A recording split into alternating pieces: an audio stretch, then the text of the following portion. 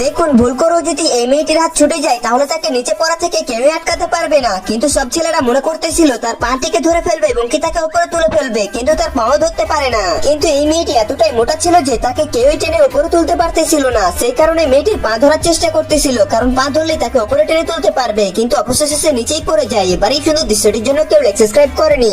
দেখুন, এই ছোট্ট বাচ্চাটি মনে করতেছিল সে যদি এই বেলুনের ভিতরে ঢুকে পড়ে তাহলে সেও পানির উপর চলতে পারবে। সেই জন্য বাচ্চাটি তাড়াতাড়ি বেলুনের ভিতরে ঢুকে যায়, আর যখনই এই বেলুনটির ভিতরে পাইপ দিয়ে হাওয়া ভরে দেয় তখনই পাইপটিকে বের করে নেয়। তারপর বেলুনটিকে যখনই পানিতে ছাড়া হয় তখনই এই বাচ্চাটি মনে করছিল যে সে হাঁটতে পারবে, কিন্তু পানিতে নামার সাথে সাথে সে পড়ে যায়, কারণ এটার উপর হাঁটতে হলে ব্যালেন্সের খুবই প্রয়োজন। এবার এই সুন্দর দৃশ্যটির জন্য কেউ সাবস্ক্রাইব করুন। কখনো যদি রাস্তার পাশে এরকম ফার্নিচারকে পড়ে থাকতে দেখেন তাহলে সেটাকে ফেলে আসার ভুল একদমই করবে না, কারণ এই মেয়েটি যখনই এই ফার্নিচারটিকে দেখতে পায় তখন তো মেয়েটি গুগলে এটাকে সার্চ মেরে দেখে, যেটা কিনা প্রায় $700 মতো ছিল।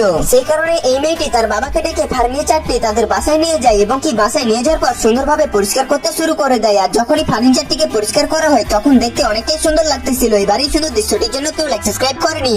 দেখুন, এই মহিলাটির বাড়িতে অনেকগুলো রশি ছিল, যে রশিগুলো কোনো কামের ছিল না, কিন্তু এই মহিলাটি রশি দিয়ে কি করবে কিছুই বুঝতেছিল না। কিন্তু যখনই তার বাচ্চাকে দেখে মনে পড়ে যে তার বাচ্চার জন্য একটি দোলনা বানাতে হবে, আর সে কারণেই এই মহিলাটি তার বাচ্চার জন্য একটি সুন্দর দোলনা বানাতে শুরু করে দেয়। আর যখনই দোলনাটি তৈরি হয় তখন তো এই দোলনাটিকে দেখতে অনেক সুন্দর লাগতেছিল, কিন্তু এই সুন্দর দৃশ্যটির জন্য কেউ সাবস্ক্রাইব করেনি।